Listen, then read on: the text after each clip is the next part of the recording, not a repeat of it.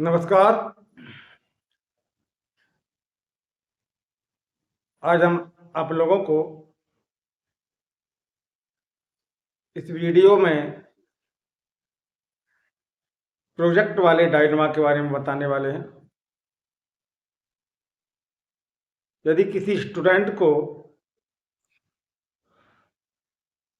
चाहे वो student engineering college का हो, स्कूल्स का हो,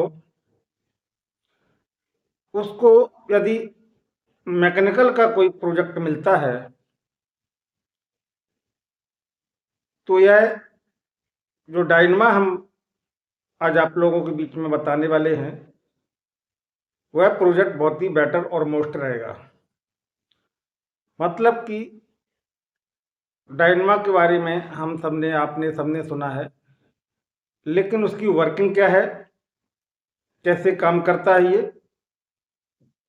क्या इसका सिस्टम होता है काम करने का, तो वह सब आपको इस वीडियो में देखने को मिल जाएगा।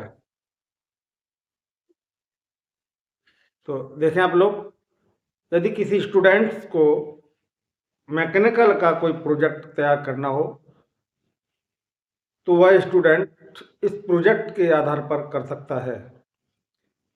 इसे देखें आप लोग, एक मोटर लगी हुई है। जनरली 6 वोल्ट से 12 वोल्ट के बीच में चलने की कोई भी आप एक मोटर ले लें और इस मोटर से आप अटैचमेंट में एक स्केच का आप थोड़ा सा पीस काटें और इसी के शाफ्ट के अनुसार उसको सेटअप करें। और यहाँ पर जो एक मोटर आप देख रहे हैं, इसकी थोड़ी हम स्क्रीन की लाइट हल्का सा लो करेंगे तभी आपको समझ में आ पाएगा कि कौन सी मोटर आपकी लगी हुई है।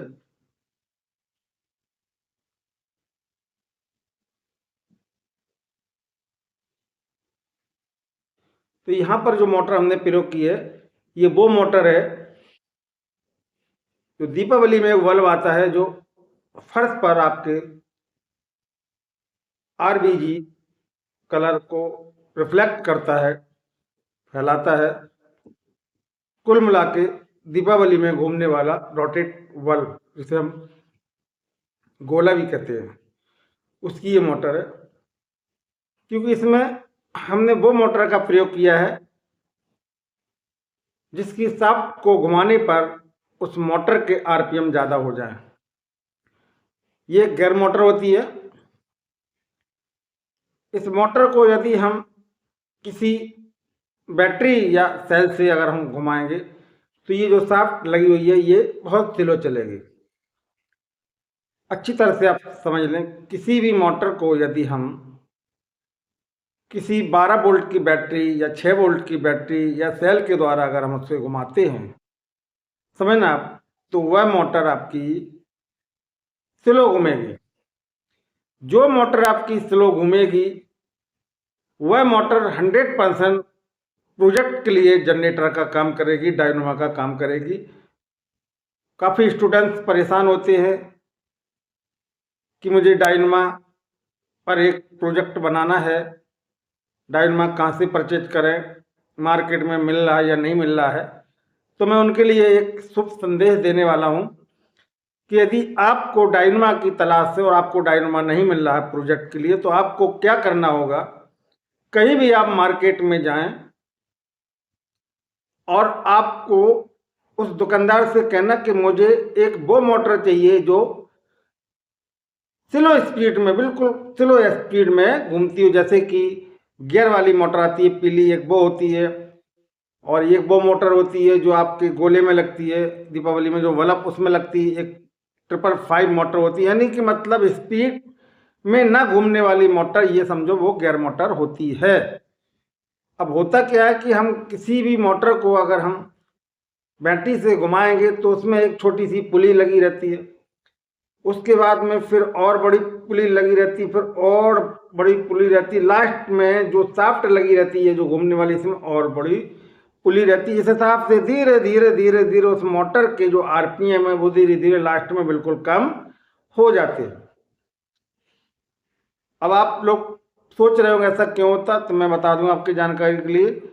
जैसे कि आपने देखा होगा हम साइकिल को चलाते हैं, समझ ना, तो साइकिल का जो आगे का बॉटम होता क्या, जिस पे चैन चढ़ी थी, बड़ा वाला व्हील, उस बड़े वाले व्हील को यदि हम चैन के द्वारा छोटे व्हील को घुमाएंगे, यानी बड़े व्हील से छोटे व्हील को घुमाएंगे, तो उस पहिए के आरपीएम कैसे होंगे, समरचित तरह से ज़्यादा होंगे। यदि उसी व्हील को हम पीछे लगा दें और छोटे वाले फ्लाई व्हील को आगे लगा दें, तो हमें कई राउंड लगाने पड़ेंगे, तब जाके पहिया थोड़ा स्पीड बनाएगा।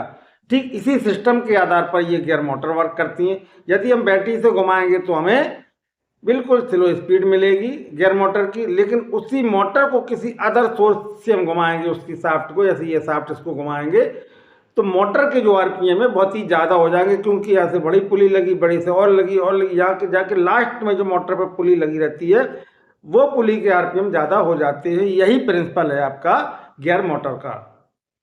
तो फिर याद दिला दें आपको, यदि आपको कोई प्रोजेक्ट बनाना है और उस प्रोजेक्ट में आपको डायनमो का प्रयोग करना है, तो डायनमा आपको मार्केट में मिले या ना मिले, नो प्रॉब्लम, आपको सिर्फ गियर मोटर लेना है, और गियर मोटर को आप जहाँ पर उसकी शाफ्ट होती है, जो धुरी होती है घूमने वाली, उसको अदर सोर्स से, या तो आप व्हील बना के या कोई आप चैन पुली बना के, जैसा भी आपको रोटेट करना उसको रोटेट कराए, तो आपके बढ़िया डायनमो का वो वर्क करेगी।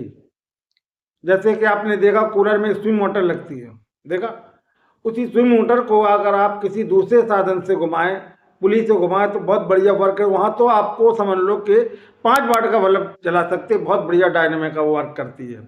ठीक इसी प्रकार हमने इसमें क्या किया, एक मोटर ली, ये वाली 6 वोल्ट से 12 वोल्ट के बीच में कोई भी मोटर ले लो, इसी से अटैचमेंट में हमने ये बैलेंस करता हुआ एक ये स्केच का मार्कर का छोटा सा टुकड़ा लगाया, और यहाँ पर हमने वो मोटर लगा दी है जो बल्ब में निकलती है, गोले में घूमने वाले रोटेशन, जिसमें कलर रिफ्लेक्ट होता है फ्लोर पर, फर्श पर, दीपावली में, वो लगा दी। ठीक है, अब ऐसी मोटर को घुमाएंगे यहाँ हम किसी दूसरे साधन से, यानी साधन मतलब कौन सा, हमारे पास बैटरी है, और बैटरी से यदि हम घुमाएंगे इस मोटर को, तो ये एलईडी बल्ब लगा है, समझो, ये बहुत तेज जलेगा आपका, ये देखना, ये देखना, तो देखा आपने, इस बैटरी से 12 वोल्ट की बैटरी से इस मोटर को हम रोटेट करा रहे हैं, और हमारा एलईडी बल्ब कितना तेज जल रहा है, ये देखो, दिख रहा है आप लोगों को। और जैसे इसका हम कनेक्शन हटाएंगे, ये देखें आप लोग, मतलब कहने का आपको समझ में आए, तो डायनमा का काम सिर्फ करंट को जनरेट करना होता है, लेकिन उस डायनमा को किसी दूसरे साधन से रोटेट कराया जाता है। समझ ना हमारी बात, दूसरे साधन का मतलब समझते हो, किसी इंजन के द्वारा। ठीक है, तो ये यहाँ पर एक इंजन है और ये आपका डायनमा है, यानी कि इस मोटर से इसको हम घुमा रहे हैं, रोटेट करा रहे हैं, हमारा करंट बन रहा है, ये देखें आप लोग, देखा, मतलब कि यही डायनमा का प्रिंसिपल है। तो आपको यदि कोई भी ऐसा प्रोजेक्ट बनाना हो जो मैकेनिकल का हो, जिसमें आपको ये कहा गया हो कि हमें आप डायनमा का प्रिंसिपल बताएं, और मैकेनिकल का कोई प्रोजेक्ट बनाएं, या कोई प्रोजेक्ट ऐसा हो जो गियर प्रिंसिपल पर आपको बनाना हो, तो आप बेहिचक बिल्कुल इस टाइप का एक वर्किंग मॉडल बना के दे दें। आप अगर स्कूल में लगाएंगे, कॉलेज में लगाएंगे, प्रैक्टिकल की लगाएंगे, बढ़िया आपके मार्क आएंगे। किसी एग्जीबिशन के लिए, इंस्पायर अवार्ड, नन्ना कलाम, किसी भी साइंस प्रतियोगिता के लिए अगर आपको ये प्रोजेक्ट को प्रेजेंटेशन कराएंगे, तो बहुत ही बढ़िया आपका बेटर साबित होगा। इसी के साथ यदि आपने हमारे चैनल को सब्सक्राइब नहीं किया, तो प्लीज़ हमारे चैनल को सब्सक्राइब करें, क्योंकि मैं अपने चैनल पर आप लोगों के लिए बहुत इंपॉर्टेंट कंटेंट लाता रहता हूँ। नमस्कार, जय हिंद, वंदे मातरम।